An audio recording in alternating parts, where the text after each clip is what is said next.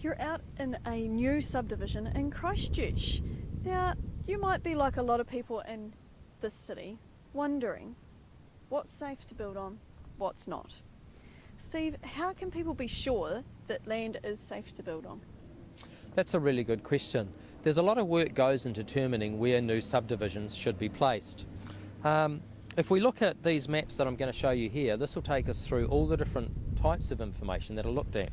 This first map is a map of topography and ground levels. So we look at how high the ground is or how low the ground is and how that changes, and what areas that maybe should be set aside for stormwater ponding, or what areas have stronger ground conditions because they're underlain by gravels. So that's one thing we look at, is topography.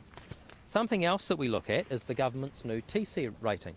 This is the map from the SERA website, which shows us where the ground is TC2, which is the blue areas, or TC3, which is the yellow areas, and we look at the surrounding area around the study area and we say, what is the ground condition composed of?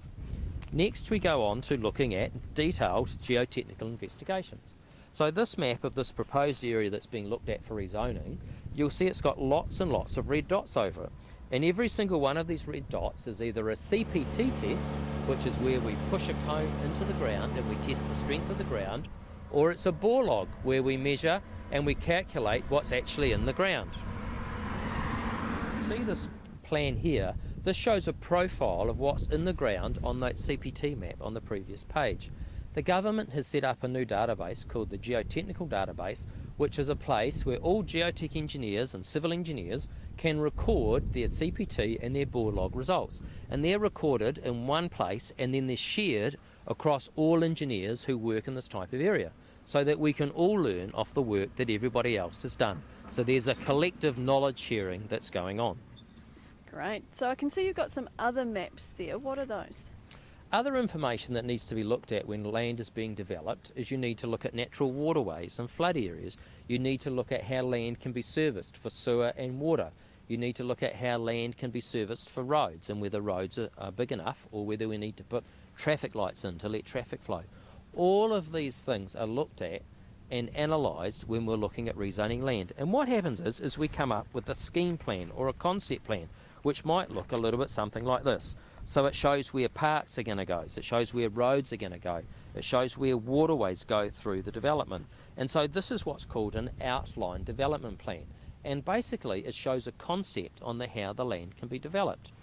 Then when we get to the detailed engineering stage and the land is starting to split up into small household sections to be sold to new owners, we come up with the subdivision plan, which might look a little bit something like this.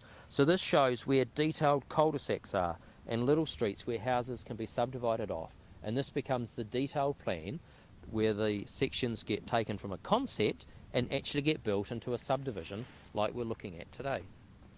So lots of sets of information. Is there a clever way to put that all together so that you've got one visual display that tells you everything?